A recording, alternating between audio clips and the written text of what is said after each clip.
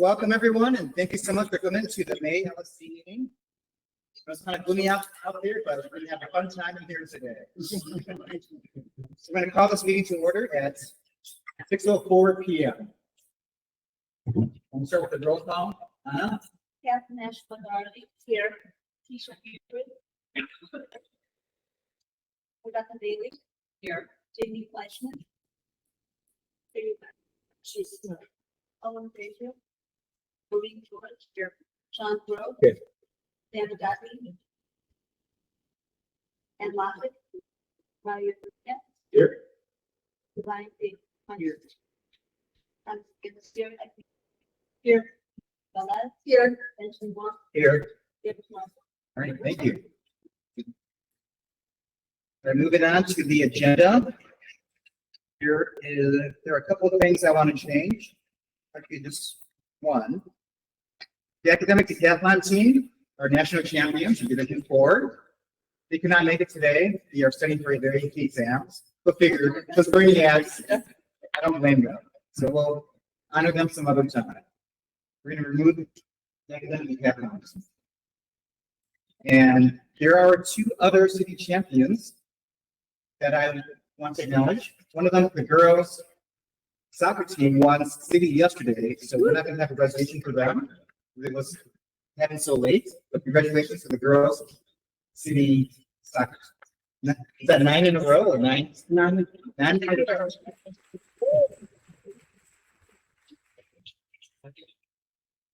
And I want to make an acknowledgement to the Apple STEM Science Fair winners, both that are going on state, and also the two international science engineer participants, Alexander Zempinski and Mander Ream. We don't have resolutions for them because I got those nominations too late.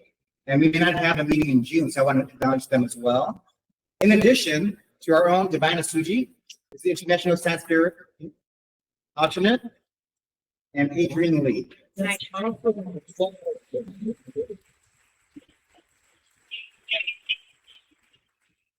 I know you spent hours with your Sanford project.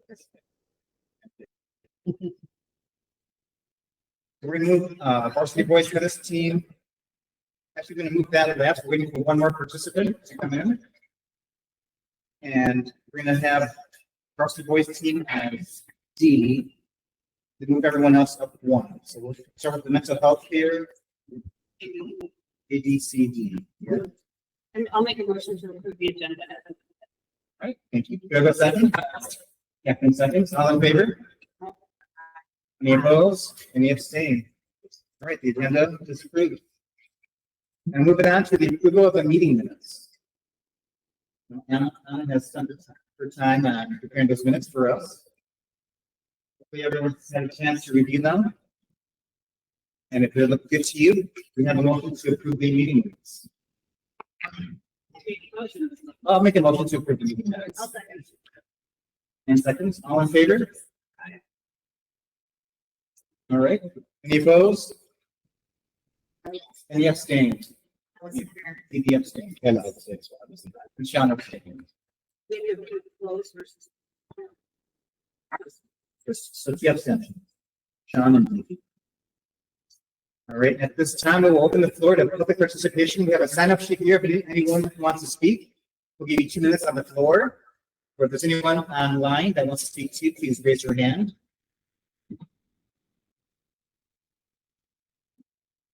Nobody? All right. Excellent. Moving on to the LSC resolution. We start with the mental health fair. Anyone here from the mental health fair? Come on up. John? Welcome.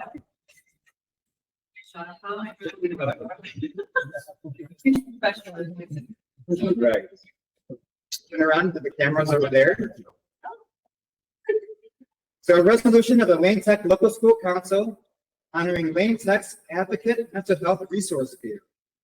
Whereas Lane Tech is known as the school of champions, having a rich century-old tradition of academics, athletics, the arts, and with a new focus on our students' well-being. Whereas Lane Tech social worker Laura McLaughlin-Katchowitz, with the assistance of President Sean Groh and Grayson Fox, and in conjunction with May being Mental Health Awareness Month, Lane Tech held its first Advocate Mental Health Resource Fair, honoring mental health awareness in the Lane Tech community. Whereas students, staff, parents, and caregivers were able to learn more about mental health resources from the 8 different agencies that were in attendance. Agencies that accept Medicaid and/or offer free or low fee services, representing many areas of Chicago, ranging from the far south side to the west side. Whereas a wellness practitioner from one of the community agencies provided a sound healing and meditation experience for students and staff to find a moment of Zen and quiet restoration. Whereas the attendees also were able to participate in the various games, giveaways, and prizes. Whereas Ms. Laura McLaughlin-Katchowitz, Sean Groh, and Grayson Fox, and members of the Advocate Mental Health Resource Fair have once again added their names to and enhanced the legacy of Lane Tech as school champions. Now, therefore, be it resolved that we, the Lane Tech Local School Council, on behalf of the Lane Tech community, do hereby recognize and commend the aforementioned teacher and students for their outstanding dedication and achievements, and look with pride to their continued success.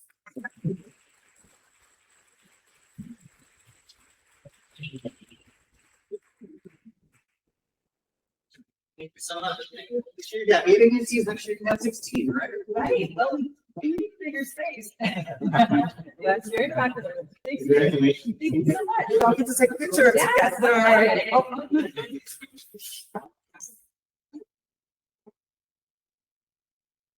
right, congratulations. Thank you.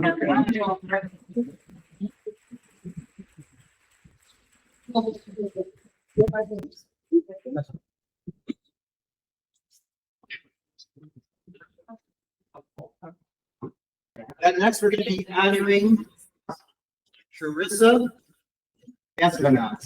Please come on out. Proud parents, please come up too.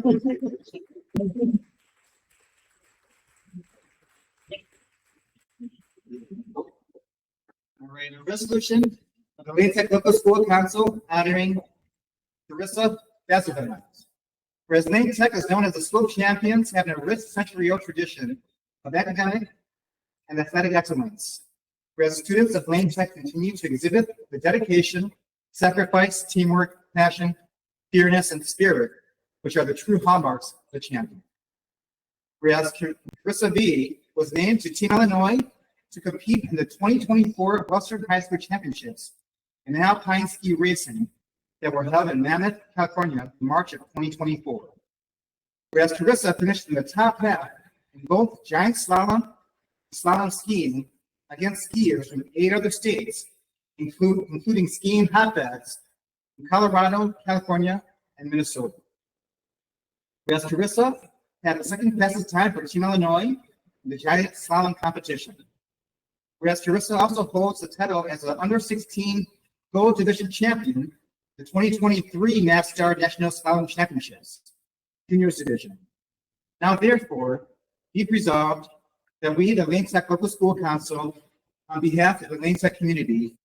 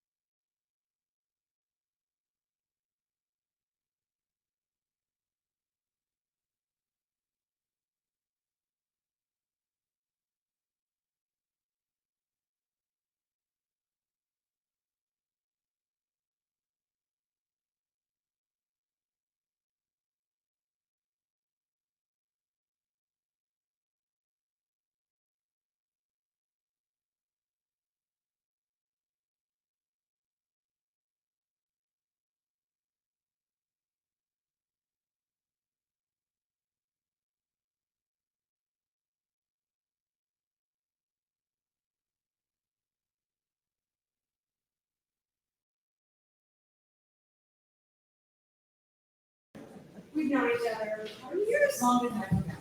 Yeah. Long before you came around, all the time we were talking. It's a great honor that I get to read this resolution. Whereas Lane Tech is known as having a rich central tradition of excellence, and much of it happens behind the scenes. Whereas Lisa Applebaum has been a proud and committed Lane Tech parent since 2010, having watched her 3 children thrive in the halls of Lane Tech. Levi, class of 2014, Caleb, class of 2016, and Malachi hopefully graduates. Whereas Lisa's a past Lane Tech LSC chairperson and member, serving from 2014 to 16 as a chairperson, and has been an LSC member from 2012 to 2016. Whereas Lisa's volunteered at Lane Tech's annual fundraiser, sponsored by the first of PTSO in our yellow t-shirts, this is predecessor of Friends of Lane, and coordinated volunteers at the Friends of Lane annual gala for 3 years. Well, just that time. She's been involved in every gala since 2000. Her first one, which was 2000, we went through this 11. She's organized volunteers from 2022 to 2024. She's helped raise hundreds of thousands of dollars for the benefit of Lane Tech. Whereas Lisa has spent countless hours with the Friends of Lane school stores, serving as manager from 2012 to 2016, and again as co-manager from 2020 to 2024. Let's think of how many t-shirts have been folded in that time. Pause. Whereas Lisa also has worked on and organized and are participating in countless events for Lane Tech, including open houses, Quick Start as an AP monitor now. Therefore, be it resolved that we, the Lane Tech Local School Council, on behalf of the Lane Tech community, do hereby recognize and commend Lisa Applebaum for her outstanding contributions and commitment to the Lane Tech community.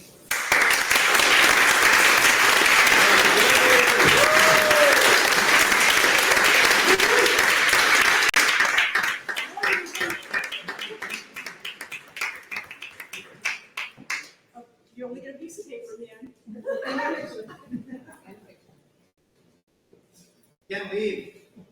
allowed to leave. AP's been going on for decades. Nobody, not me.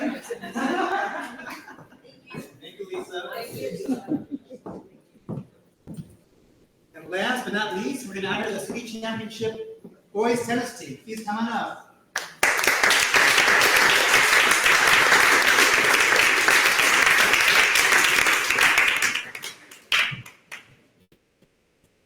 Several of you. Let's see, how do we do this? Come on up. Kind of fill in the U. Why don't you all fill it out, a perimeter, the inside perimeter of the U? Yeah, or around the U so we can see your face. Keep going, go to the U. Don't come back here. There you go.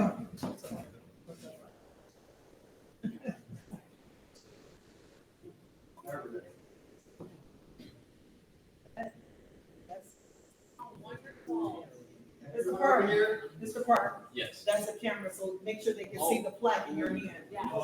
We'll have somebody on that. Okay. So a resolution of the Lane Tech Local School Council honoring our 2023-2024 boys tennis team city champions. Whereas Lane Tech is known as the school of champions, having a rich century-old tradition of academic and athletic excellence. Whereas the student athletes of Lane Tech continue to exhibit the dedication, sacrifice, teamwork, fair play, and spirit, which are the true hallmarks of a champion. Whereas the 2023-24 spring season produced yet another city championship for Lane Tech. Whereas the boys varsity tennis team are Chicago Public League's tennis champions and were undefeated in the Chicago Public League regular season, with a 7-0 record, the second straight year in being undefeated in CPL dual meets. Whereas Harpo McRae was the #1 singles flight CPL training champion and currently has a 21-3 record. He has been a top 4 finisher in all invitational tournaments this year. Whereas Freddie Hasnobi was the #2 singles flight CPL tournament champion and has a current record of 20-2 as a #2 singles spot. Whereas Oren Gutman and Henry Black are the #3 doubles flight CPL tournament champions. Whereas one of these players is taking my daughter to prom. So you're ready to ride. I got eyes on you. Be it resolved that we, the Lane Tech Local School Council, on behalf of the Lane Tech community, do hereby recognize and commend the boys varsity tennis team for their outstanding achievement and look with pride to the continued success. And these are the boys varsity team tennis players, led by head coach Josh Park and assistant coach Jared Olson. We have first singles Marco McRae, second singles Freddie Hasnobi, first team doubles Alex Labness and Sean Meyer, second team doubles Andy Choi and Fletcher Glass, third team doubles Warren Gutman and Henry Black, and our reserves Philip Castillo, Andy Baby, and Finn Healy. Congratulations.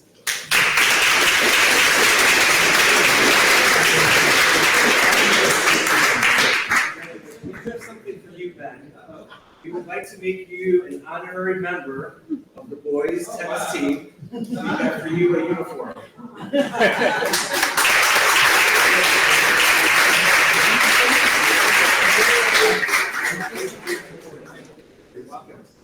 We might have to take their picture over there. Oh, can we? I think we can Let's do take this. some, okay. Let me help on the chair. You might have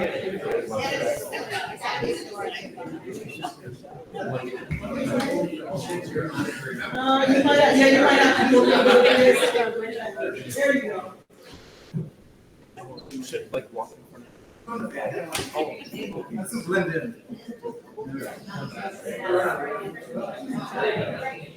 Here you go. 1, 2, 3.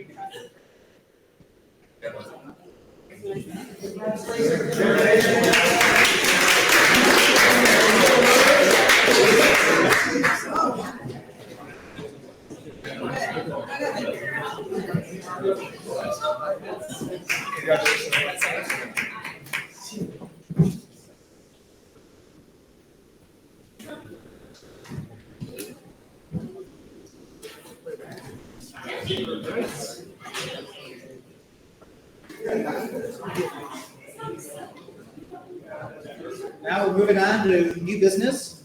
We got purchase orders and fundraisers. TV, Hi, everyone. floor is yours. Thank you. I'm no Jill, but I'll do my best. We have two purchase orders, one for Great America, doing business at Six Flags Great America. Senior class grad night at Six Flags on Saturday, May 11th for $49,272. The second purchase order is for Bedford, Freeman, and Worth for AP government textbooks, $46,403.18. We have three fundraisers: Black Football Booster Club Summer Camp, Girls Rowing Club Booster Club Summer Camp, and Boys Soccer Booster Club Potbelly Dine Out Give Back Nights. Great. Anything else? I have just one question. I assume that the Six Flags Great America is reimbursed through ticket sales, is that right? Yes. It's a good question. I think it is. It is. Oh, I'm sorry, I didn't know. Yeah. Yes. Students pay for their own, seniors pay for their own tickets. I'll make a motion to approve the person fundraiser. Second motion. All in favor? Aye. Any opposed? Any abstain? All right. Purchase orders and fundraisers are approved. Moving on next to the quick start fees approval. Principal Thompson. Right, so on the back of your packet, you'll just quickly see our fees for the 24-25 school year. There's something that has shifted. We are reducing the class-specific fees because we believe that we can make up the difference through our standard fee to cover the other half for programs. So for art, music, and computer science, we want to pilot putting the fee at $50 instead of $100, and then us utilizing our standard fee to cover the difference if they do not have enough covered to $50. Our rationale for that, we've been looked at just a few years of spending. We believe that we can cover it, and there's no sense in charging more when we don't have to. That's the fee that individual parents pay. So that's we're hoping that it works out well. I believe that it will. If it doesn't, next year I will be coming asking to reconsider. But I want to try it out based on our years of being very frugal in our spending, and also based on the output, the spending that those departments have done over time. And so that's the only that's the only major shift that happens on here. That, and then for the PE information that you see, the uniform, which is only $8. So I am hoping that we can approve these fees. If so, once they are approved, we will then give them to our freshman parents, our incoming freshman parents, and announce them to the greater community so we can move forward. Does anyone have any questions about the fees? No, you said it was music, computer science, and art? Music, computer science, and art. So, did the department chairs have any feedback about reducing fees? Yeah, I should have said that. That was our first conversation. I met with the assistant principals first to oversee the departments, and then we spoke with the department chairs over those departments. Their biggest concern was, will we lose any kind of funding? And so they won't. It's just that their full funding will not come from student fees. It will from individual class fees. It will also come from a portion of our standardized fees.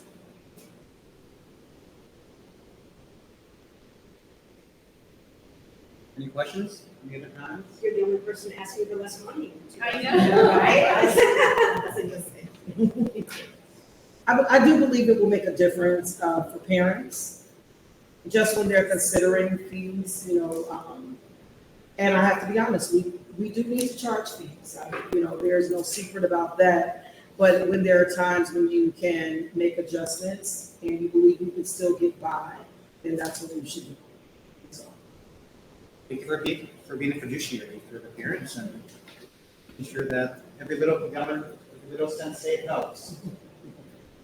I just want to add, when we communicate the reduced fee, make sure that we include a communication that we're not cutting back on the services provided to the students so that it's not misinterpreted as a cutback.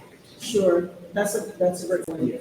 We've been asked about cuts, as you all know, during this wonderful budget season, quite a bit. And so there is no expected activity shortage that will take place due to this adjustment. There are no other questions. I make a motion to approve this main tech student fees for 2024-2025. Do I have a second? Second. Rebecca, seconds. All in favor? Any opposed? Any abstain? All right. Student fees are passed. Thank you. Next up is this, I just want to discuss whether or not we should have a June meeting. The June meeting is going to be the last day of the school year, and there's really not much for us to do during that time. Is there any purchase orders or any other funds that we approved from the budget and be used during the summer? Is that correct? Anything, say that one more time? Yes, can you explain this? No, sure. I'll let you take it over. So really, the purchase orders and anything that would most likely require LSC approval would be by this meeting, because in June, there wouldn't be enough time to do budget transfers for larger amounts prior to the end of the year. As we know, the parking lot will be shut down, so we won't even have deliveries in the summer. The lot shuts down June 8th, and we will not have access to deliveries until the week that teachers return to school. So we cannot make any large purchases anyway. So anything that's not in the building before June 8th, it won't be delivered at all. And that's really what we would be paying for, large things like textbooks, et cetera, if we need it. So you're saying we don't need a meeting in June? Not for purchase orders or anything like that. We won't have any fundraisers or anything like that too, but that's not. And when we set the schedule earlier this year, we had the intention of maybe having a June meeting come off the books if we didn't have to do anything. So my suggestion right now is to take it off the books. Just want to get your feedback on that before we make a motion on that. Yes, we take it off. It's something. Unless we do it and then don't have an organization meeting in July, since we can't. We have to. get in school, we have to. You have to do an organizational Oh, that's meeting, right. like, Okay. the Yeah, it's a new new school LSC year. members start New fiscal July year. 1st, and the new fiscal year starts July. Okay. So I know your time is valuable and I don't want to meet if you don't have to meet to discuss anything pertinent. So with that said, I'd like to make a motion to take off the June meeting from the calendar. Second. All right, that's quick. All in favor? Any opposed? Any abstain? All right, so there will be no June meetings. And then we need to set July. Set July, yes. So if you want to take a look at your calendars for July, we need to have an organizational meeting. And we can have it here in the school, but the parking lot will be closed. The entrance in the front of the school will be open, so we can park in the side streets or When you at say the Terrywood front of Field. the school, you mean Addison. as, Yes, door F will not be open for I asked this certain, actually, what about the record? There will be drivers during the summer, but not at the first part of the summer, because they'll be shutting down the drive. So they'll fix the drive first. And there'll be access to the drive, but there won't be space for turning in and out, other than those drivers and cars exiting. Got it, but they will, the kids will be able to finish their Oh, projects. they will be able to finish their drives. So there's entry on Western and entry on Addison. There are ADA accessible areas, which I know we want to make sure that that's always a possibility. So Western and Addison will be the available areas. Does everyone have their calendars out? Yep. Throughout, don't be on a Wednesday at all, if that work for everyone, either July 10th or 17th. I know July 4th holiday, people can be out of town. Don't avoid that first week. I can do either time. First 14th, so, okay. So the 10th, we have to meet before the 14th, we have to. Yeah. You want to do 5 PM, 6 PM, what works for everyone? 7, 10, and 5 PM? Yes? Five's a little early. Oh, With, I mean, it's early for me. Okay. Probably 5:30. We'll do 5:30, that's fine. That's enough time, we can do 6 if you need more I time. mean, I'll be, I'll be very close to 5:30. But I'll Okay. see my best. All right, so 5:30. 5:30 work for everyone on July 10th? Thank you. July 10th. Okay. All right. So I make a motion to have a meeting, organizational meeting, July 10th at 5:30 in here at Main Tech with the room 113. And I can reach out to, Mr. Martin. He's right here. He's right here. That worked for Mr. you? Martin, does that work for you? It does. All right. Oh, great. And then, Great Ms. show. Klein, and then the other 2 student reps, I'll have Ms. Campos to reach out. Okay. Good. Do I have a second? I'm sorry. I second Lauren George. All in favor? Any opposed? Any abstain? I'm gonna say. All right, Lisa, you're gonna be here too, right? Yeah. Good job. And right off into the sunset. All right. Yeah, no, not It's perfect. All right. Moving on to the principal's report. Principal Thompson. All right, I know that we have a long evening, so I'm going to keep my report to 2 areas. The largest thing that's happening in our building right now, AP exams. These exams are taking place everywhere. And so I want to give a huge shout out to our AP coordinator. That's an assessment coordinator, that's Katie Gomez. Assistant principal Allison Hildebrandt, who organized everything. But I also want to give a huge shout out to our staff, that includes teachers and counselors, who are volunteering to actually proctor these exams. You all know how important these exams are for students and families, and so it's very important to us that they see familiar faces who have a run of the building and understand how test organization and administration should run. And so I want to thank them for their hard work and their organization and their efforts so far. This week has been amazing. We've done quite a few exams. Today was AP Psych. Oh, and I'm drawing a blank on the other one. But we've had AP Lit already this week as well, and that's a huge test in our building. And just for you all who don't know, this is not happening like in individual classrooms. It's happening in large spaces like the gyms, the lunchroom, the library, room 113, which is why we are not there.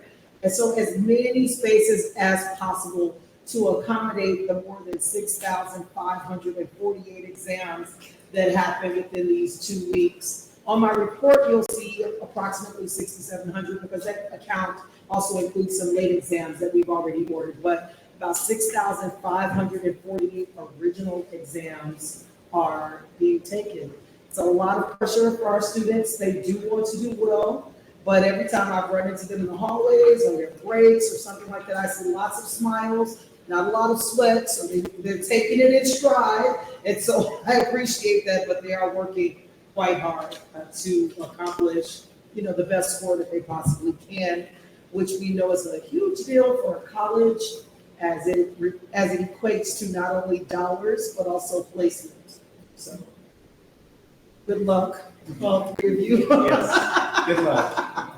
All right, and then last week I had the opportunity to meet with the chief operating officer for our district, Mr. Charles Mayfield, and he came out to Lane for about a 2.5-hour visit. We walked him from the boiler room to the top of the auditorium, and I had a chance to meet with him and just really express our interest in ensuring that we're securing funding for phase 2 of our HVAC process, which is the cooling system, which we do not have. We have window air conditioners, but we need a cooling system. He had an opportunity though to see Gym 3 and the proposed project of clearing out that old locker room space and making space for a mezzanine for spectators. He had an opportunity to see the girls' locker room, the boys' locker room, the gyms, the boilers, and really concentrate on what matters the most to us. And for us, that includes the cooling system, but it also includes things like roof drains and how that affects walls and or brick masonry outside of the building, our ADA accessible doors for like the pool and door M. So those are all some of the major projects that we are considering, and they are quite expensive. And it will take more than just a few dollars to do so. And so we spoke about what could be done. I was very confident after leaving out of that meeting about his willingness to support us as a school. And so that felt great. And so with that said, the parking lot project, it's supposed to be done by the time teachers return in August. I cannot reiterate this enough. There will be zero access to the Lane Tech parking lot. There will be even an amount of time where I can't even park anywhere on site, not in a little cove, not along a curb. I will have to also find alternative parking. And so I know that it'll be a growing pain for us, but it'll be worth it in the end, considering the drawings and the work that has gone into it. The HVAC project will end this summer, and that's also great because we'll be able to hopefully concentrate on the funding from legislators and our district to pull together to take care of the second half. Anybody have any questions about either of those pieces? I'm assuming the summer camps will communicate that the parking lot will be closed. Yes, we have done that overly and in abundance on our website, on the payment page, on the introductory page, but we didn't want to shut down programs totally. Like our building is habitable, so we didn't feel it would be right to just say no summer programs, but there will not be easy access for parking. Yes. Is Merlin Gold Week before parking lot shuts down? Yes, for some of them. So there's more than one date for the Merlin Gold Week, yes. But by the time they do freshman orientation and quick start, the parking lot will be available. Any other questions? Okay, that's all for me. Thank you. Moving on to the PPLC. Anything to report?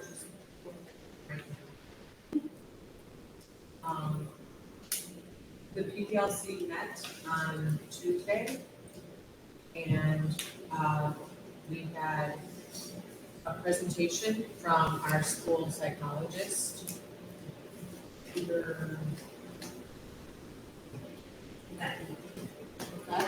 Yes, thank you.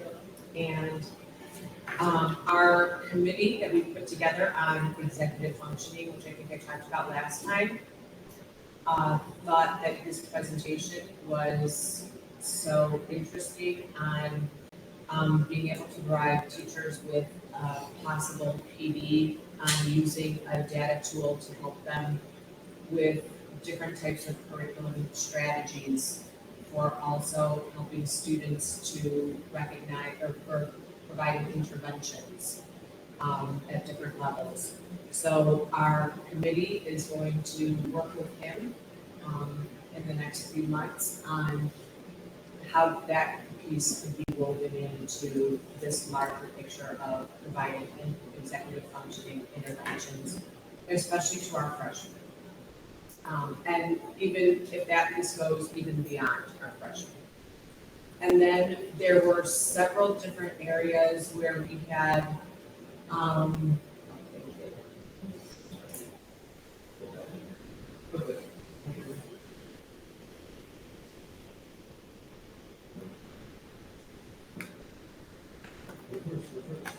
technical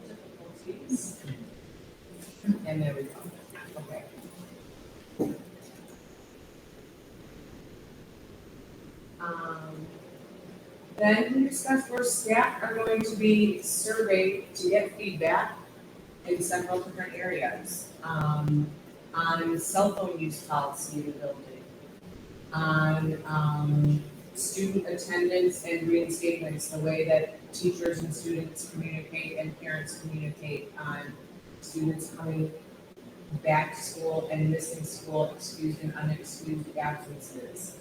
Also things like field trip policies. And I think we would resolve a few things like students signing out for I-days. I found a very productive meeting that covered a lot of topics, and we're able to make plans, next steps for really what the staff wants to prioritize on things that we think the building could be tweaked. Especially we talked about, I think the cell phone policy. There's been a lot of news media surrounding the use of cell phones and lots of different states banning cell phones or coming up with ways that students can lock up their cell phones for the day where they just make a difference. What is our policy now? Can you explain? Sure. So teachers get to determine the usage in the classroom, but we purchased cell phone pouches for every classroom in our building that are numbered. And really, when students enter the room, they really should place their phones in the pouch. Some teachers really emphasize that they build it into their own expectations and procedures, and others just ask students to regulate and not take their phones out. I have seen and heard mixed reviews regarding the pouches. No problems per se, but some people just don't want to mandate that, which is why we provided them, but they get the choice. More often than not, I see them used. I can definitely say during evaluations and or walkthroughs, we are seeing far less cell phone usage during the class period. What's the name of the book that we spoke about? Never enough. No, that was. No, not that one. was the other one. Uh, I left my written notes. Okay. In my file upstairs, that's why. I am. That's okay. When I remember it, I'll mention it. I will definitely bring it back. But there's a text that really talks about allowing students to unplug, and it provides information for parents, for administrators, for teachers, and even the children, and talks about how it helps to build this anxious generation. And I think it is anxious. I'm drawing a blank, but forgive me for that. But with that said, we are considering, the usefulness of that as a community text to look at for next year. So, Yeah, I can just say I use the cell phone pouches. I used to have zip it in your backpack, but that wasn't well. But even that I felt wasn't enough for all students. And now that we have attendance is taken via the cell phone pouch, it's been very different in the classroom. And once kids are used to it, they really don't mind giving it up, is what I found. That it's pretty, I don't know, maybe you all can talk about that. I guess my question is, do you anticipate any uniform changes to the cell phone policy for the following school year? I can't speak to that, no. I didn't hear the last part of the It's question. too soon. We're just putting this out there right now to get teacher feedback on a survey. It's called the anxious generation. That's what it's called. What was your question again, Olin? If you anticipate any uniform changes to the cell phone policy? Well, I honestly can't say that yet because we haven't gained the teacher feedback. But just like any new policy, this policy was put in place for this year. I am imagining that there are certain things that teachers are going to say, can you make this clearer, or can we reduce here, or can we change the follow-up? I'm imagining that will happen, or else it wouldn't have even come up as something for review. So, go ahead. I will say, basing off of what Ms. Daly had said, there are modes and rooms when yes, that's clear. but when it is for attendance, when it is for assessments, when it is for all those things, like, you slowly do get used to it. So I know it does take some sort of getting used to, you know, we don't want to put our phones on like that, but when it is for a grade, when it is for attendance, when we're hitting demerits, demerit policy, obviously, we do get used to it. And then speaking from my perspective, I do kind of like sitting there for 15 minutes without having my phone because it does kind of give me the opportunity to kind of unplug, relax, and be with my teachers. But we aren't anticipating any like major policy shifts like Evanston banning cell phone. Yeah, we're thinking like putting phones in the libraries. That's not what I'm imagining. No one has suggested that yet, but I did learn about 3 high schools that are instituting, and I shall not say which ones in case their students don't have this information yet, but they are instituting a new system with a pouch process where students, as they enter the building, their phones go inside of a magnetic pouch that gets sealed. The student keeps the pouch with them throughout the class during the day. The teachers will have an emergency demagnetizer in the classroom in case there is an emergency for a student, but other than that, the phone stays locked in a magnetic pouch for the student for the day until they exit and leave the building. That's the article. Look at their faces. I wish we could capture their faces right now. I have been to a concert and I have been to. Yes. And they have that. Yes, they do. They required us to put it, they told us to take off our watches and our phones. And put Yes. it in, yes, the watches as well. Yeah. And put it in these magnetic pouches and we all had to get in the line when we had to leave for them to demagnetize and grab all of our things. So we Yes. had the pouch in our section the whole time. And there are 3 schools that are trying that out. So that's the article that a lot of teachers have read, that talks about the different schools that have used the pouches. And they interviewed both teachers and kids and administrators.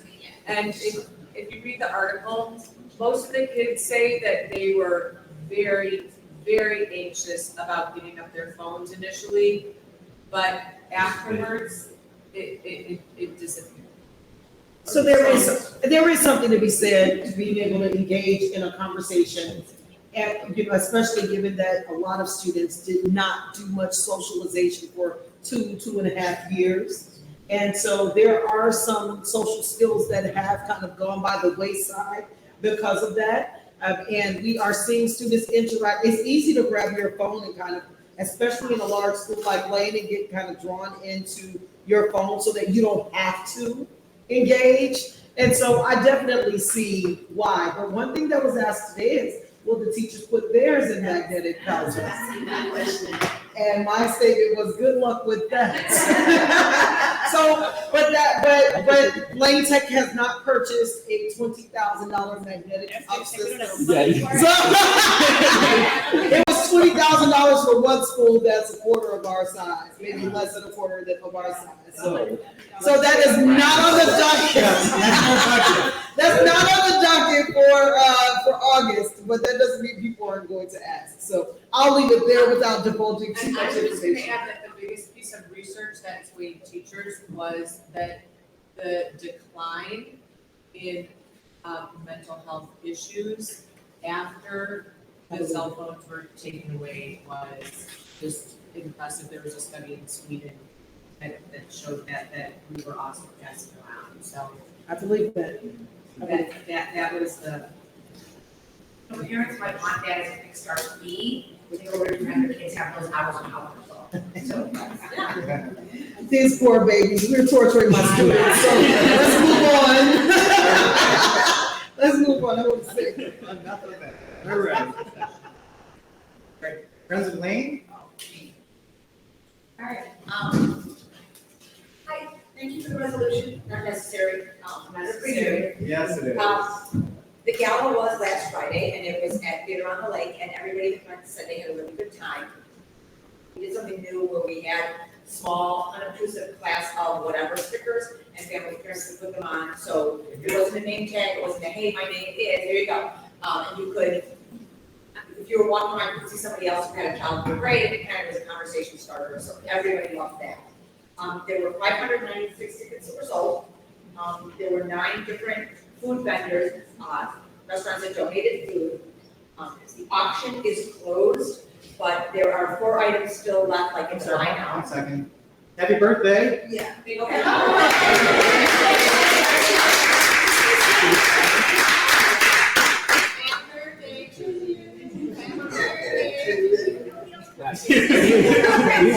You were listening. Thank you. I'm sorry, Lisa. That's okay, totally fine. There were 4 items still available, like buy now, so you can go on that and online buy it, but also some parent parties are available. We do not have official dollars yet, so that will have to wait until fall. We are talking about, the board is talking about ways to, projects to potentially fund, including some new X-Car printers, and we would like to use the Wingstop grant to cover the cost for that. The French Lane, with our insurance reserves would make up the difference if we do that. And we are trying to get a new quote for electrical work that's needed in the aquaponics lab. For teacher grants, there'll be 18,000 paid out today, dollars paid out today.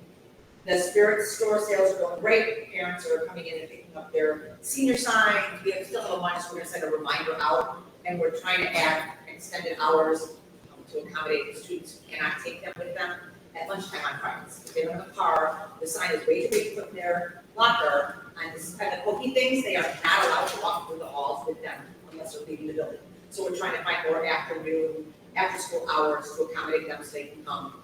Oh, when do you guys open next? We are open tomorrow. The store's open around from 9:30 to 1:30. Okay, cool. Thank you. And then we are open next Tuesday, next Friday, and then Saturday, the 18th, day of prom, we're open like 10 to 12. Okay? Thank you. So that's that. Tomorrow, for staff appreciation week, we are doing ice cream social, sweet ice cream, the toppings and all that. Business sponsorship, we are actually working on updating, some of the banners are out of date, they're no longer sponsors, they're kind of falling down. So we're looking, updating all of them to make sure they're all at the right level, getting what they need. And we're thinking about having maybe some placeholders so that we don't lose those spots when we don't have a sponsor. Putting placeholder, just general friends of Lane, so that we don't lose those to other schools or other community organizations. We are next Wednesday and from 5 to 7 at Borelli's, there's gonna be a new parent welcome. And so far, I think there are 105 families that are signed up. And then the following Wednesday, the 22nd, we're doing another one at the 3rd rail at the West Loop. And so far, we have 30 families signed up for that. We are looking at the board slate for the 24-25 school year. And our next board meeting is going to be May 21st. We are also doing our end of the year community event instead of doing it in May. Too much going on. We're doing it June 4th at Village Tap, and that's when we will thank all the volunteers and present the oversized check to Principal Thompson. And Lisa, quick question. Were there a lot of new freshman parents at the gala last So week? what? Were there a lot of new freshman parents at the gala? New freshman parents, that was in the principal's reception where I was not. Yeah, that was Yeah, they were. So, but everybody's able to venue as well, so yeah, perfect question. How does that number compare to last year for attendees? It's an excellent question, I didn't do the report last year. I think you can't leave, Lisa. I'm sorry, no. It was a beautiful event though, and it felt like it was completely maxed out. Yeah, it was a smaller, definitely a smaller venue than it was, I mean, Rock on the River is just like this huge space. And Theater on the Lake, even with the doors open, like the whole thing open, it's definitely small. But it had a really cozy feel, everybody seemed to like it, so. Your DJ was great. Oh. You seem to be really nice. Also a little loud. Yes. I know, he told you. Thank you very much. Oh, you're welcome. All right. Moving on, student reports. It was actually covered in the principal's report, but we did have our student council elections, mid-April, I want to say. New class officers are chosen, so, and actually one of the student council members will be replacing me. Morgan Marvick is on our executive board. She's a very kind, professional, hardworking, determined, outspoken leader. So I know she will be very excited and work on our policy. Let's see, we had senior decision day. looks like a lot of fun. AP exams, of course, that ends next week. National Honor Society, we have our first like big volunteer event. I believe this week in Chicago River Day. And NHS is also electing their officers. There's not really much happening with the Alpha program at the moment. We had our senior luncheon, April 25th. Then I also know that the freshmen will finally be able to like present their first year of research on May 22nd. Then I believe that they're trying to host a social event on the 21st of May. And yeah, that's about it. All right, thank you very much. And Michelle, the floor is yours. I've been hanging out in the corner. Look pretty comfy over there. I know, I stayed awake. So everybody has a copy of the report at their seat. Not a whole lot, the most important thing right now for us is finishing up scholarship season. We will be in this space on May 24th, awarding $303,000 to 40 students, and we're very excited. 469 applications is a lot to go through. The competition is fierce. We have so many brilliant students. I also attended the community feedback session last Wednesday at Roosevelt High School. It was fascinating. I have included some editorial comments. You're welcome to read them. If anybody has any questions about it, I'd be happy to share my thoughts. You can probably predict how effective it was. But it's always fascinating to see people engaging with each other. And there were a lot of people from CPS, there were some board members, and it was a helpful experience. So if you have any questions online or offline, feel free to ask. Our golf event is August 15th. It is designed to support our Faculty Innovation Grant Program that kicks off in September, right after Labor Day. You're all welcome to attend. If you don't golf like me, you can always come for dinner. And then we're going to be looking at, we're in the middle of nominations and elections for the inductees for the Hall of Fame.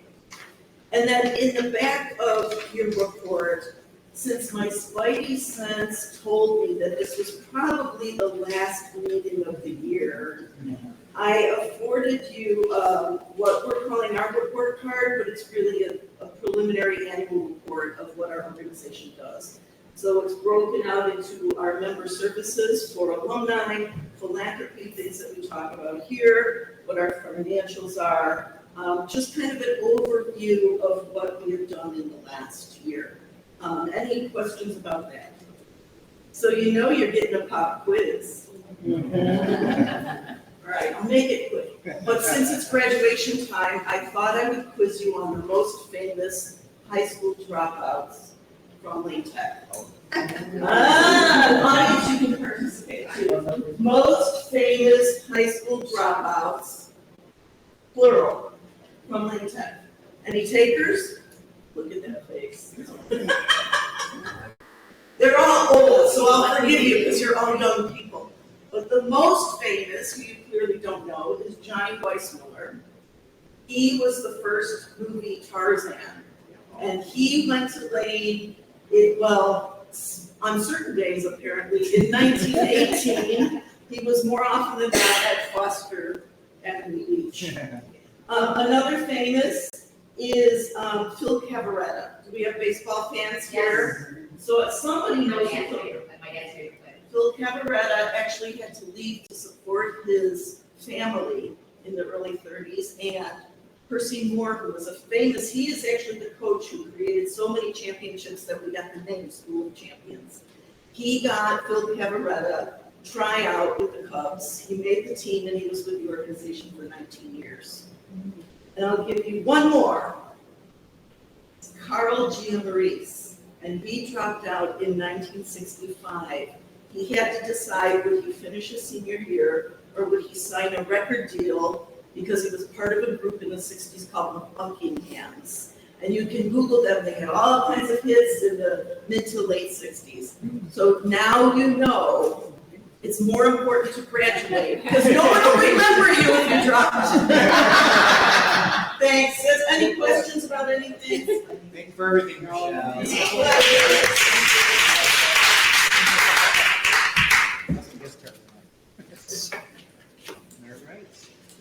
EAC, report. Okay, so moving on to old business, community surveys. Start off with the parent survey and the teacher survey and the student survey. I'll try to make this as quick and painless as possible.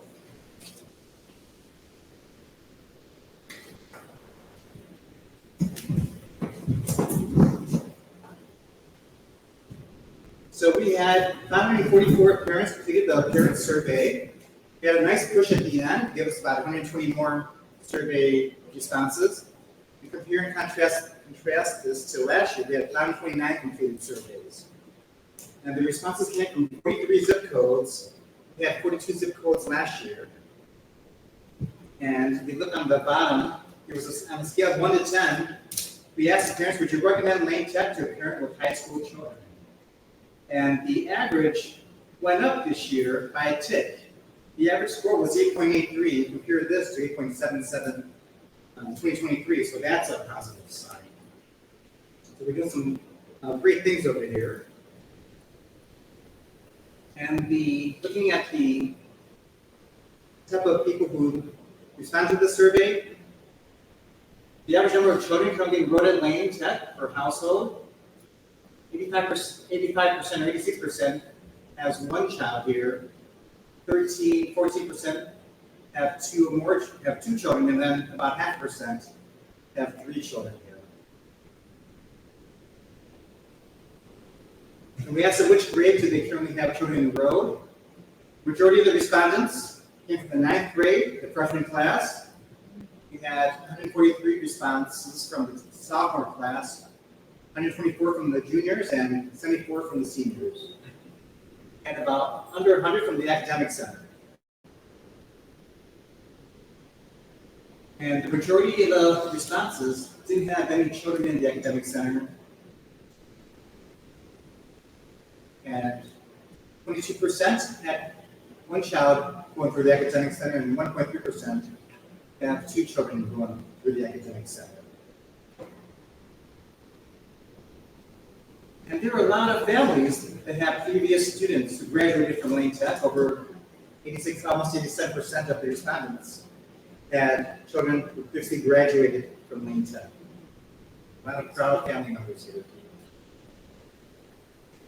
And where did all these responses come from? And we're in the 60618 zip code, so we had 20% of responses from this zip code. We had 6% almost from 60613 zip code. We had almost 9% from 60625 zip code, 5% from 60634, almost 5% from 60640, and 6.5% from 60657. And this covers 43 zip codes across the city, and part of the suburbs too. We asked the parents which of the following activities their child is involved with. More than half are involved in athletics. Service clubs, 17%. Interest clubs, 7%, 58% almost. Performing arts, 18%. I think your daughters are part of that group. Academic teams, 10.5%, and others 16%. So we have a lot of students involved in different aspects of the school. We did ask the parents, how do you believe your child's involvement in extracurricular activities impacts their experience at Lane? And we had positive results. We had 67% responded very positively, and that's up from last year, which we had 63% responded very positively. Somewhat positively was at 17.1%, and that dropped off a little bit from last year. We had almost 24%. We then asked, how would you describe the amount of homework given to your child? And the parents figured out that, their children had the appropriate amount of homework. More than 3/4 of the responses had that response. And that is a tick up from last year when it was 73%. And then there was 13% that had more than appropriate, and the drop from last year was 18.5%. How would you describe the quality of homework given to your child in relation to the homework's impact on your child? This year we had 61% that had the appropriate quality. High quality was at 24%, and very high quality was at 10%. And I didn't see the data from last year, so I can compare that. But it looks like we're on a great track here. And this speaks volumes to the school administration, the trust in and quality of the school's administration. 2024, we had 45.4% rate this as outstanding, and 29% above average. That's more than 2/3 of the school thinking we're on a great track, and which is pretty much the same as we had last year, 43.1% and 28.5% above average. Now, the access to a variety of programming and classes, we had outstanding responses, 62% and 23% above average. So this is up from last year, a significant amount, 5% for outstanding, and about the same for above average. The access to resources and guidance during the college process, I'm not surprised that we had responses of about 1/3 that cannot evaluate. And we had 28% rated this out as outstanding. My guess there is that the lower level parents don't have access to this information because they're not thinking about college at this time. And access to clubs and activities, 59% ranked this as outstanding, 25% above average. Last year, 54% was outstanding and 22% was average. So everything seems to be trending up from last year's survey. We asked them about the clarity of the goals of the different programs of study your child is pursuing.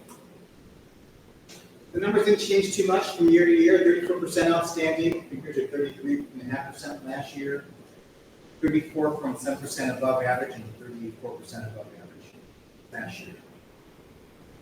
Communication from the school, 3/4 of the results had communication as above average or outstanding. Pretty much the same as last year. So some of the feedback that we've had were there was just too much information coming out, information overload. And they've asked us to pare that down, but that's something you can't win. It's like either you don't give them enough information, they'll complain about that. If you give them too much information, they'll complain about that. But I think more information is better, and we can let them figure that out. And if they do come back and say, hey, no one ever told us in the book, we sent these communications out during these months. Communication from teachers, 26% outstanding, same as last year. Nothing's really changed. They're 33.5% above average this year compared to 33.8% above average last year. School facility and recent improvements. I would expect this to go up a little bit, but I'm surprised it went down a little bit with all the improvements we've been making, and thanks to the Friends of Lane for their generosity. But we're at 23% outstanding here, and above average 34.5%. So it did go up a tick over there, 4%. New parking lot, I'm sure that'll go up next year, right? Councilor Johnson. School safety, we have some good scores here. 2/3 have 70%. Well, yeah, 36% is outstanding, and then this should be above average, 33.8%. So that is fantastic for school safety. And that's a tick up from last year as well. Now, students' happiness with the current experience at Lane, 47% ranked it as outstanding and 32% above average. It's a pretty high number, if you ask me. And that's a tick up from last year, which was 43% outstanding and 29.7% above average.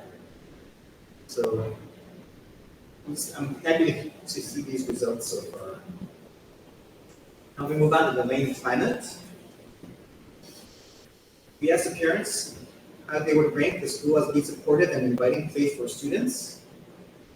46% strongly agree with the statement and 33.5% agree with the statement, which is very high. And pretty similar to the numbers last year. A student feels comfortable talking to teachers and counselors about problems. That's very strong as well. 31% strongly agree and 36.2% agree. Numbers didn't change too much from year to year. The school works to promote my child's social and emotional development. 31.1% strongly agree and 34% agree with the statement. So here are some numbers that got added here. But the numbers from last year are pretty similar. The adults of the school believe that my child can be a success.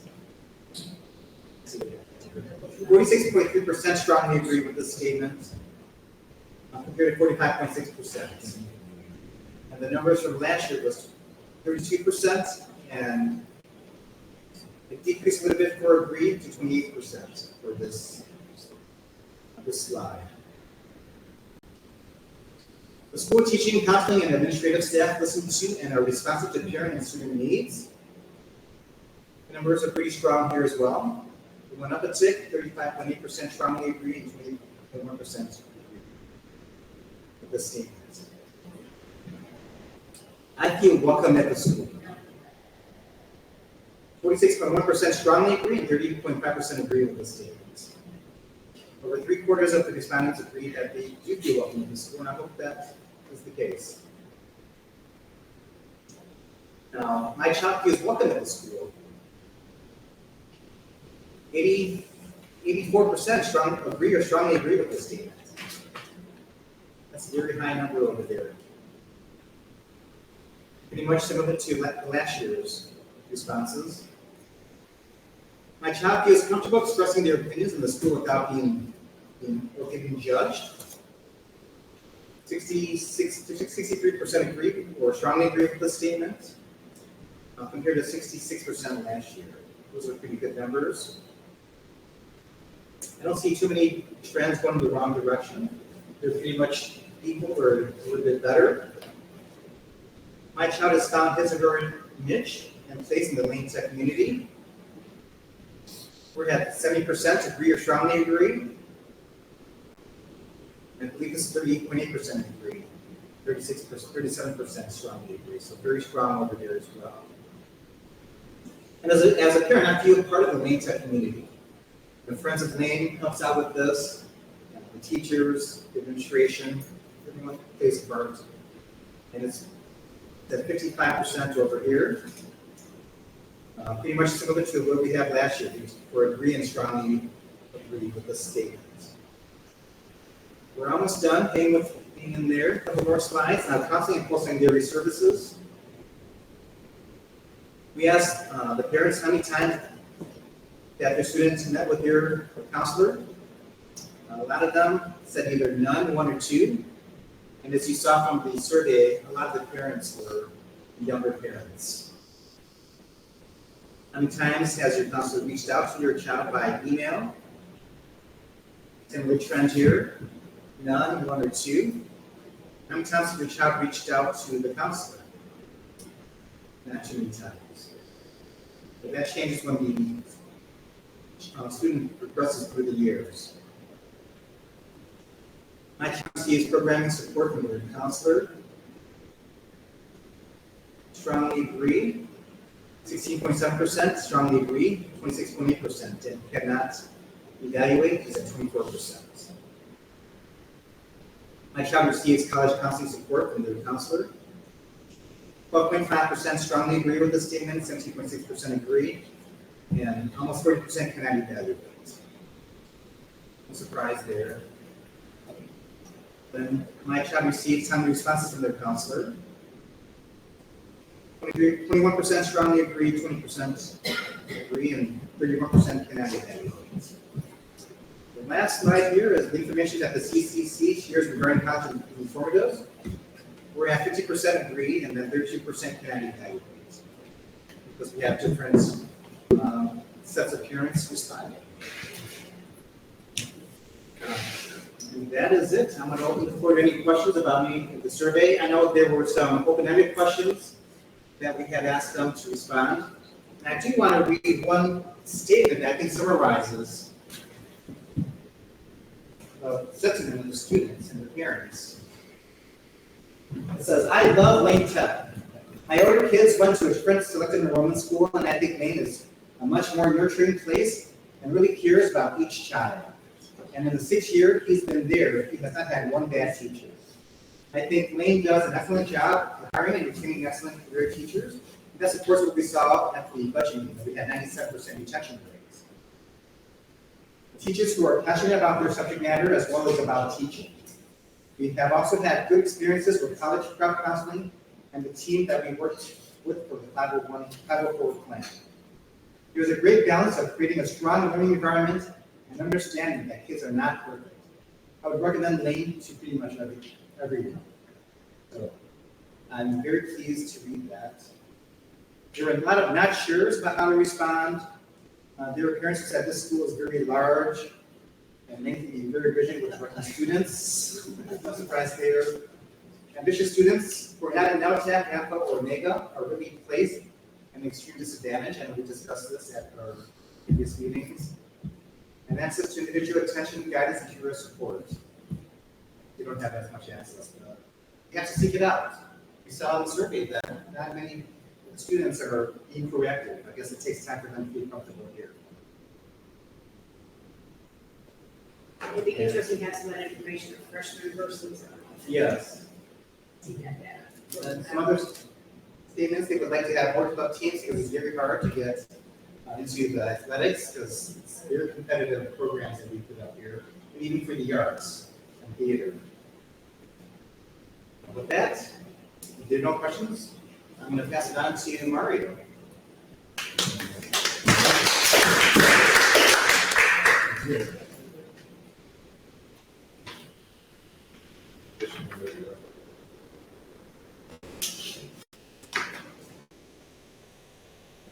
Yes, Sean, we have a survey up there. Do you want to do that? Yeah, that'd be great. Thank you.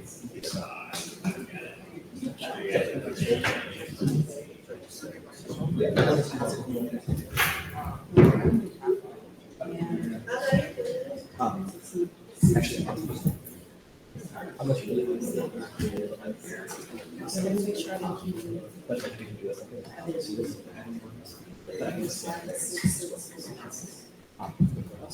A lot of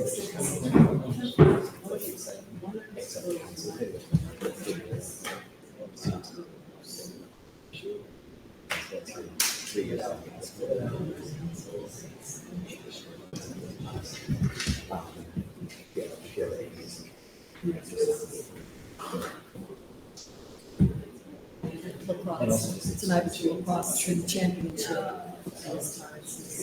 it also just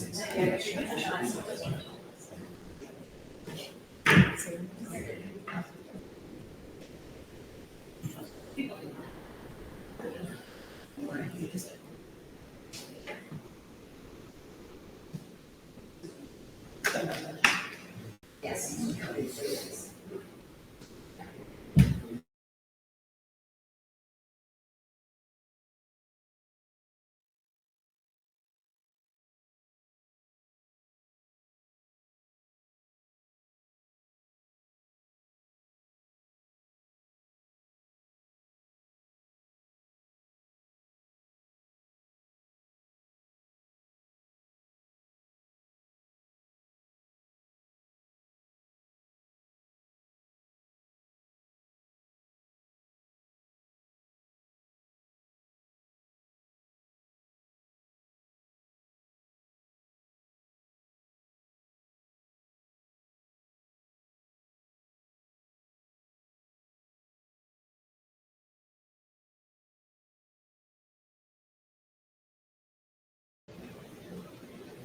the question was, how do we reach like the kids who are having a hard time adjusting into the community? And so, and what are our methods for that? And so the answer is, we did a survey a while back, asking students, trying to gauge how they're adjusting.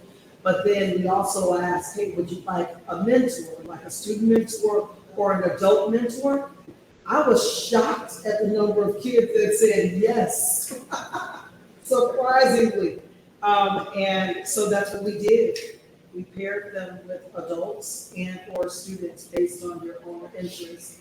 I do feel like that sometimes some of the disconnect comes when students sometimes have to travel so far, and especially in the winter and the fall, they have to go, they're reluctant to stay around the school to hang out because they have so far to go if they're on public transportation. But as the year progresses, what we notice is that more and more kids are like, they have their friends, they ride the bus home together, the train home, and then they're more likely to stay after. And so kids who struggle sometimes at the beginning of the year, we see a lot more of them open up and make that connection. I still do feel that no matter, and I think it's like this at any high school, there are always going to be kids who are just going to have a hard time adjusting. And sometimes it's because that environment just doesn't work for them. And at other times, it's just that you might miss them. And so that's why we always encourage, we do a lot of surveys that ask, do you have at least one adult you can connect with in the building? We feel like those are the connection points that are needed. That and as many social opportunities for them to engage with each other. So that's how we try to build it. The counselors also, they actually do reach out a lot more, but we know that students don't always check their emails. But we are thinking about creative ways, and we talked about this a little bit with student council earlier this year, just how we can reach students who are not reading their emails. Are there some quick, witty social media things that we can do to get the word out there, just to appeal to them? So. Good. All right, this is the staff results for our survey. All right, so we just kind of compressed a lot of this. So there was about like 100 respondents, but you're not going to get that on every single question for whatever reason. But that's about approximately what we had. So what is it, like 30 something, right? Total staff? No, higher. So yeah, so it's maybe less than a third total, but in terms of total staff in the whole building, a little bit larger. All right, how many years? That's kind of the breakdown for you. So we have 5 to 10, and also a lot of newer, right, staff, but you can also see the veteran staff as well. These were some of the charts I'll go through. We had to reformat some of our questions for the new model for the principal evaluation. So what we have here, instead of showing the full question, I kind of just abbreviated what the question covered. And so for organizational leadership, you can see about 83% were between outstanding and above average. I just kind of broke down to decipher between those two on delivering on the school's mission in terms of providing staff members with necessary tech and just necessary supplies and resources. Is that average out to there? About 80%. And then working with staff members in terms of just like necessary needs or supplies and whatnot, that was about 72%. And the other question was in reference to like advocating for students and student needs. That was about 71%. And that's just obviously combining those two categories. I didn't bother to combine some of the lower averages, but as you can kind of see there with the 0, 20, 40. So it's going up in increments of about 10. In terms of climate and culture, we asked like two very specific questions. So creating a safe environment for student, staff, employees yourself, and that was about 91% of the school pretty much felt a sense of security. The second question there, ensuring effective communication, timely, effective, and that was about 79%, so just short of 80.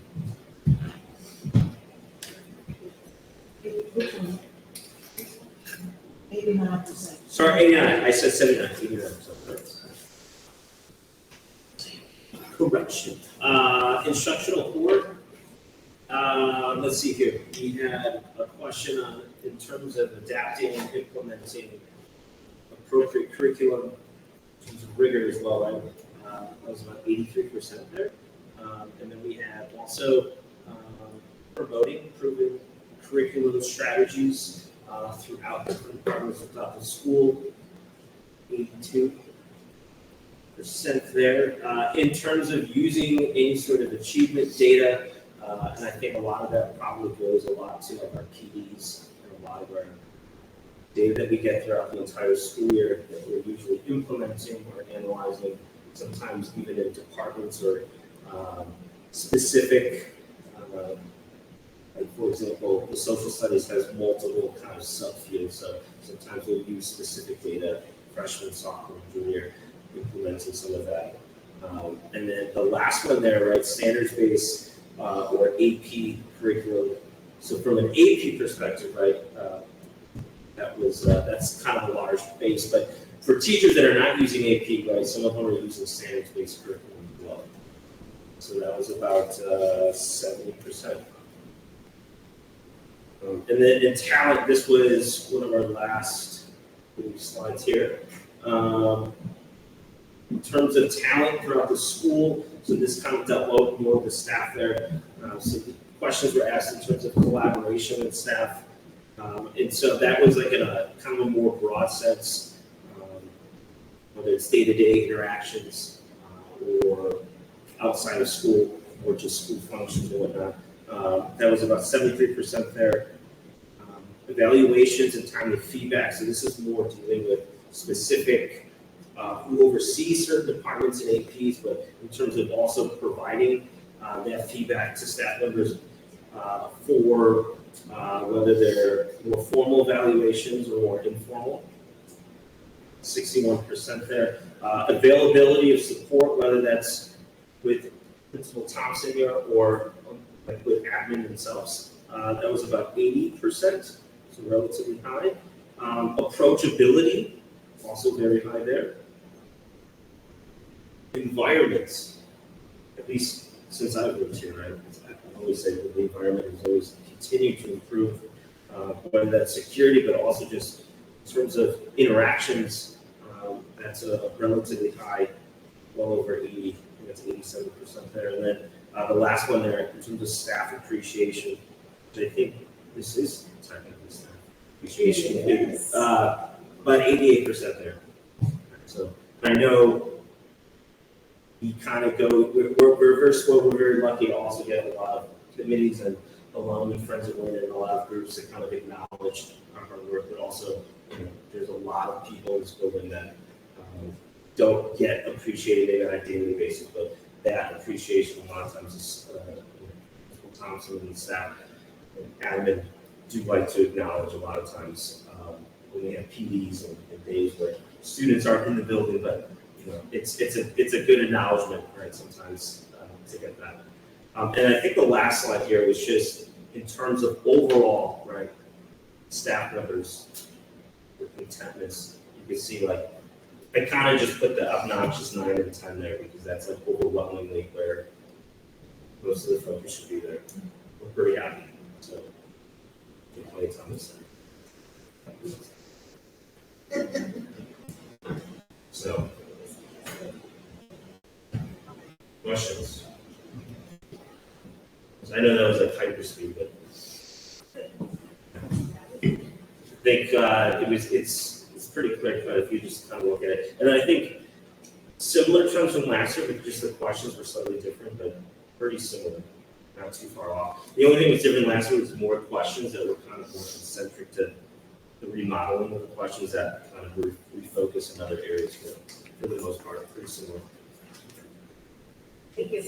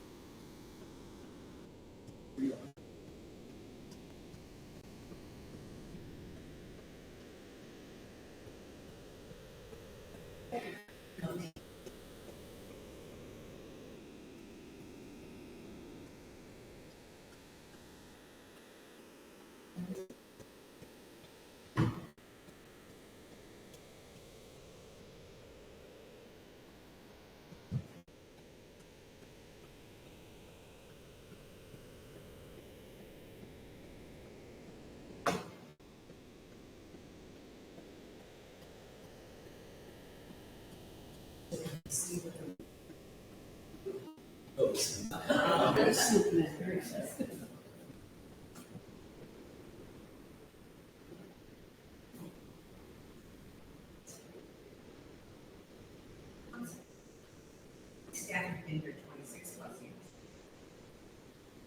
Look, I can tell you that off the top of my head. Okay, what was the percentage? It was small, It's cumulative, it's gotta be like. Yeah, 25 plus. it will be, you said 26 plus, no more than 15% is bad. Yeah. But there, I mean, I do feel like there's a large conglomerate of individuals who fall in that upper category from 16 and above. More than half of our staff fall in that category easily. I've been here how many years? Oh, my gosh. Admin plus teaching And and student, That's too much, never left. that's true. I've been back since 2006. 8 years. How many retirees is here? 4. No. When people come, thankfully they want to stay. Yes. That doesn't help us in our opportunity index, but they do. And so that explains that retention number being at 97%. They do. And a lot, it does. But a lot of people do, we are seeing some people actually get promotions. There are a lot of assistant principalships that are opening up across the district because every school now is entitled to an assistant principal, which was not the case before. So, Some schools didn't have assistant principals. oh, yeah, absolutely. Oh, like small. Yeah, or there are some, mostly in elementary settings, but so a lot of those schools now will have them, which will be interesting. But I guess, and so my thing is, I do want people to have a great experience as a teacher, but I don't see anything wrong with aspiring to move on, you know. Great teachers often make great administrators from the instructional standpoint. What school were you at before me? A school in Milwaukee. It was a little school, it's a talented little school, actually. I recently found out though that they converted to a high school and have changed their name for 1612. I like middle schoolers. That was a fun group. Okay, so these are our 2023-2024 student survey responses. So our demographics, obviously, we had only 429 total responses, a little disappointing given the size of our school, but it was an increase from last year of about 350 25 students, so we are slowly making our way up the charts. 22% of 10th graders and 11th graders responded from that survey, so that was pretty much the biggest group. Oh, and 9th graders as well, 31%. And then 75% of respondents did not attend that, just to keep in mind. So this was just to evaluate the quality of current teacher relationships, including my ability to access teachers and get feedback. So we're doing pretty good right now with about average and outstanding, ranging from about 70%, and that says we're at 27%. Quality of communication from school, 34% above average, and then 31% outstanding, and then 28% satisfactory. In addition to communication from school, we also ask if they specify student council or individual club GMOs or text messages, not just emails. School safety, 40% rated above average, 27% rated satisfactory, 25% outstanding. And then here are some of the comments. What do you think Lane does particularly well? We had a lot of responses for this, but I just picked one of the shorter ones, so it's easier to read. I did like the comment, Lane has a wide variety of programs that are aimed at supporting students and their interests and how we improve those. We have a lot more electives that are more catered to what people want to do in the future compared to So approximately how many hours per week do you spend participating in extracurricular activities? We range from about 1 to 3 hours to 5 to 10 hours is what most people how do you believe your involvement in extracurricular activities impacts your experiences at Lane? I was pleasantly surprised to see very positively and somewhat positively as well. Approximately how many hours per week do you spend on homework? I feel like I already. Okay. How do you feel about the school's current attendance policies? 38% neutral. This was definitely, when I was talking to a bunch of people, definitely lean more towards neutral than it did at the beginning of the year. Attendance policy. So yeah, slowly people are getting used to it. People are understanding what the administration is expecting out of us, what Dr. Besser has, or Mr. Besser has with the attendance. Lane is a supportive place, and invited place for students. 45% agreed, and then 23% neutral. So I would like student council to start working more with administration to create an environment because we're here for about 7 hours a day, 5 days a week, which should be very supportive place for them. I feel comfortable talking to my teachers and counselors about having the problems that I'm having. 67% across the board agreed neutral. But again, that needs to increase over time. We should be able to talk to your counselors and your teachers with any problems that you're having, academic, social, or emotional. Yeah, I found my place in the Lane Tech community. 39% said they agreed and 28% said they strongly agreed. Going back to Principal Thompson's point about the mentorship program, I know that freshman mentorship program does a lot with freshmen and just getting them out of the community and working with them. But the problem that I see a lot with these freshmen is that they're not being proactive enough, and that works with their counselors as well. They're not going out, they're not talking, they're not communicating. So this is definitely why you see a lot of this data coming in for not finding this in the community. And then just some additional comments on Lane Tech's climate. These were very mixed reviews, whether it be good or bad, but you can read about it more in the survey. I won't go too much into it. Wait, go back to that 1 second. Yeah.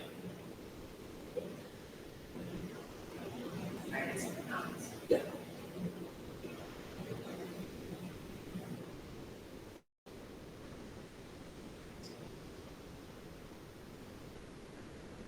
Okay. This isn't representative of what all student people say, but this is just some of the things that have popped out to me compared to like the 2 word sentences.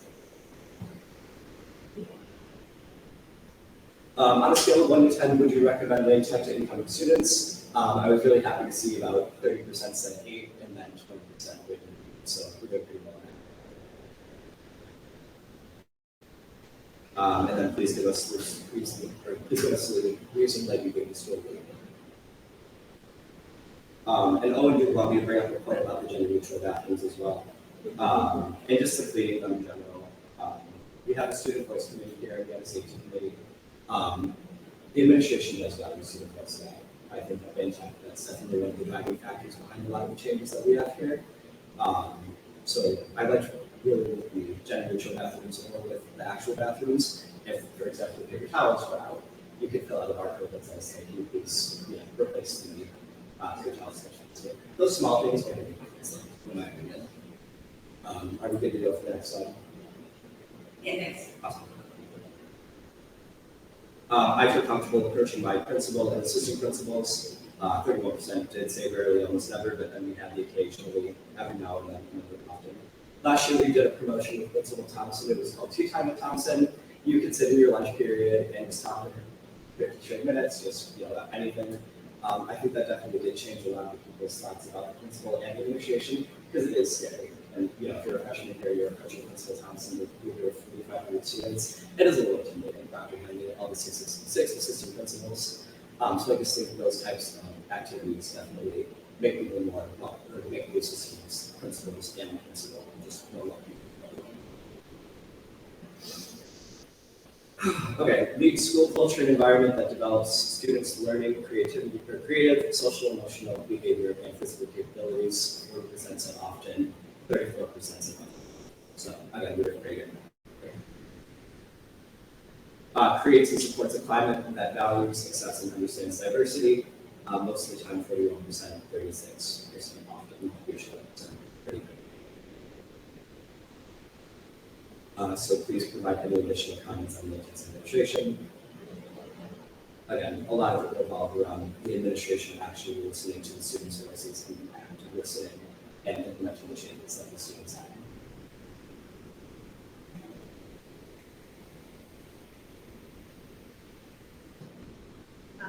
So contrasting. Yeah.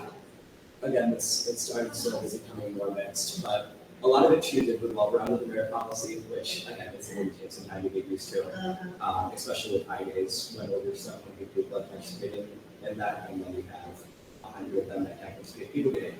People are going to put their opinions. But yeah, the reflection of those true or false? I knew my LinkedIn counselors. It was great that 95% of people said true. It was not very good that 5% said false. I do want student council to continue pushing administration when it's like freshman orientation. Just, the counselors from the CCC, just say hi to them. Like, they'll meet you, you're sitting down with them for 5 minutes. Just so you have that like face connection, like I can identify academic problems with my academics coach problems.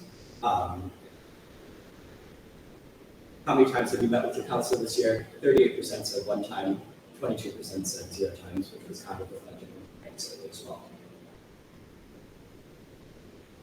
How many times have you reached out to your counselor? 32% said 0 times, 23% said 1 time.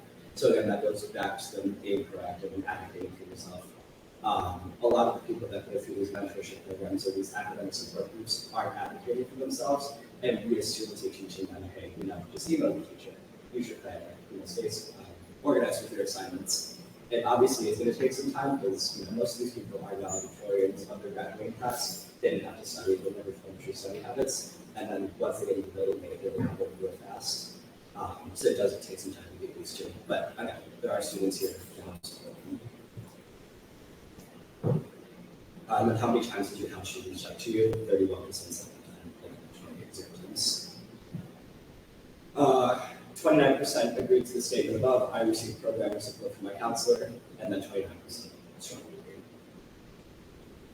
I received college counselor support from my counselor, 25% agreed, and then cannot evaluate to 22nd, mainly because we did have a lot of underclassmen that aren't thinking about college right now. I received timely responses from my counselor, 28% said they agreed, and 27% strongly agreed.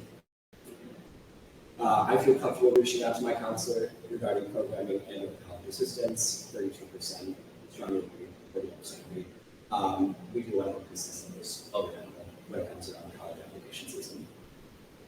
The information that the CCC shares regarding college is informative, 26% agree, and 24% strongly agree.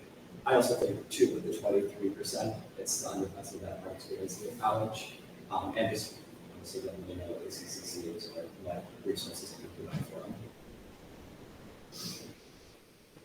And then some additional comments on the text council routine. We had a lot of council shout outs. I mean, I would say the council department here is really well worked. They have to work with, I don't know how many students across all 4 grade levels. Sometimes they're not responsive to their emails, but then again, that goes back to the whole, you have to follow up with your email. Being a counselor isn't just going to go through the 800 emails that we have a day. You need to follow up if you really need something. We also did get a lot of responses for the CCC being a great resource in the Stratton person run up, like Principal Thompson said multiple times throughout LSC meetings. So just in case you were distracted by these amazing animations on the slideshow, just some takeaways. Again, people that are really strong, that have very strong opinions will respond to the survey. People that don't have any opinions on this will respond to the survey. Obviously, 423 students isn't very representative of the student population, but at least it gives us an idea of like where we are. So, yeah, that was it. Thank you.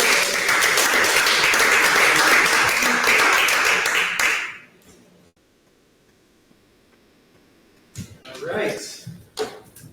Well, we're on from very optimistic and the outlook of the surveys all around.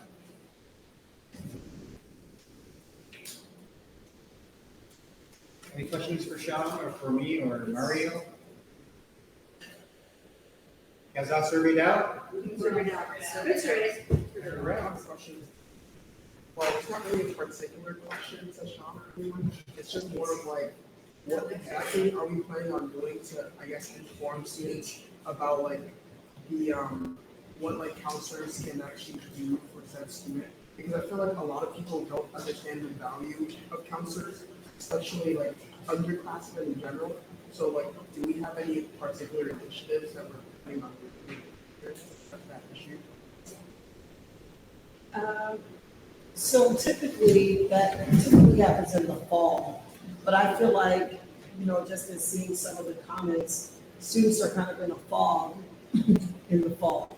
So I feel like a revisitation of that, and we talked about we usually do expectations and introductions meeting at the beginning of the year via advisory for the first week of school, where we're talking about what can we do second semester to come back together now that students who have been on campus for at least a semester and or have gotten a little more academic lane to actually go through some of those supportive services. We've done a lot of work around saying where 213 is and where 212 is. If you need support, go here. But the actual functionality of the position is certainly something that we can revisit. Is it possible to do one-on-one meetings with freshmen where you can get like that kids can use for selection? There's obviously going to be us changing interests. And I know for some of the specialized programs like Alpha and Omega, there's already sort of a plan in place. But for the kids who fall into that general core curriculum, is it possible? Is it unreasonable to expect like a one-on-one meeting? There's too many people in our caseload to do that. I mean, They do have a lot of kids in their caseload. I'm I'm trying to think of when it can be done. Yeah. So at the beginning of the year, they're dealing with college recommendation letters. I know. And then right after they get through that process, they go into programming. And there are the junior meetings that they have after, the senior meetings, and then programming. Yeah. And then, so we can always talk with Meredith about what are some of the things that they can do. They have done small group meetings though. I know they They've go done to those- advisory yeah. and stuff like that. I just sort of feel like But you not don't really in get that. individualized. You don't get to say like, I want to be a doctor, so what should I be taking in science? Or what should I, you know what I mean? You don't get any of that kind of guidance. It's more global. And I know that it happens in advisory. I was just curious if it would be feasible enough to do. Not their freshman year, but by the time they have their individual one-on-one meetings with counselors, those are the conversations that should be happening for programming purposes. But when they're coming in as a freshman, as far as mapping out a 4-year plan, that in my brain, just thinking about their caseload right now, I'm not sure how that would be feasible. Yeah. But I can mention Yeah. this to the council. I just think there's a lot of kids who don't have the personality to reach out, especially nowadays. I feel like forbidden to a lot of kids. It's hard for them to reach out to adults, especially an adult they've never played before. I was just thinking of ways that relationship really becomes established and then also the registration process might go smoother year after year.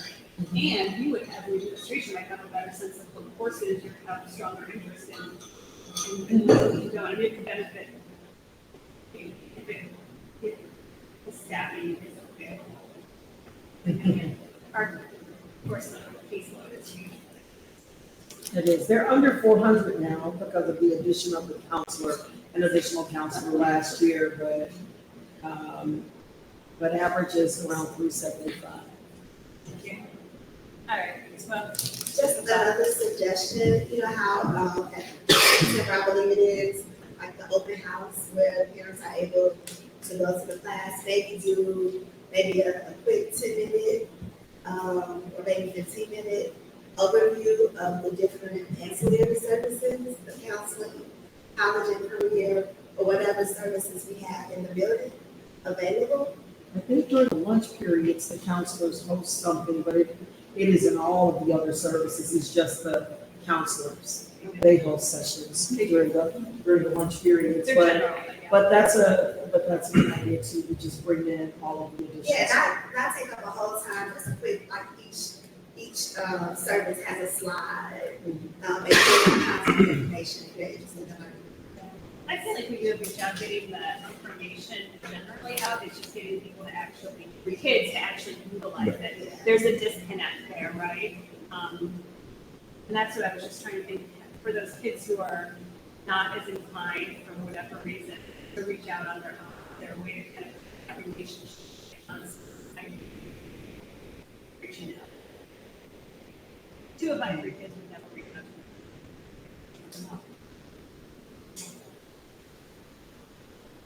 Would be embarrassed, intimidated. And I don't think they're. They're not the only ones. Nope, I don't think they are at all. Yeah.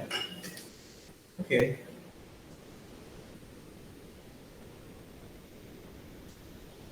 Does anyone want to add anything else?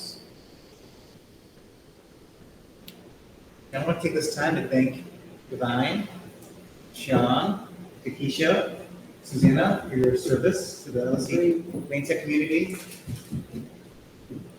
You've given us invaluable information and inputs, even with us for how many years? 3, right? 3 years.